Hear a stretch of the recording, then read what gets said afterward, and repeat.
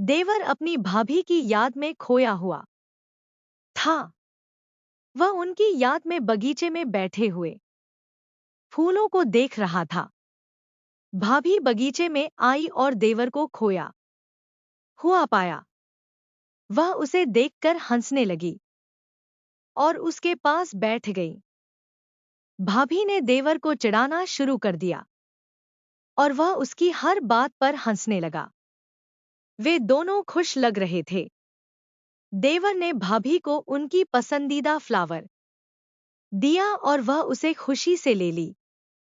वहां एक गहरी दोस्ती का माहौल छाया हुआ था। देवर और भाभी ने सूरज को ढलते हुए देखा।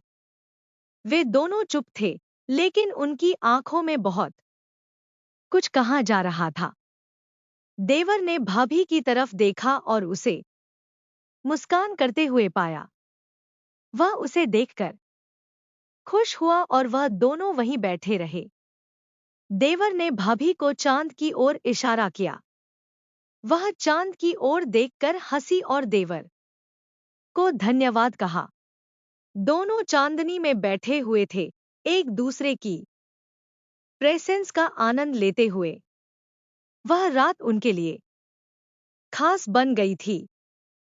देवर और भाभी ने एक दूसरे की ओर देखा और सूरज उगते हुए देखा।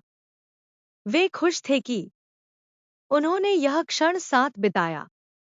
देवर ने भाभी की हाथ पकड़ा और उसे धन्यवाद कहा। वह उसकी हंसी पर मुस्करा दिया और वे दोनों खुश लग रहे थे। देवर ने भाभी का हाथ छोड़ा और उसे विदा किया। वह उसे देखते हुए गया। उसकी आंखों में एक सुखद दुहक था। भाभी ने देवर को जाते हुए देखा और उसे अलविदा कहा। वह उसे देखती रही, अपने दिल में एक खुशी और दुहक लिए।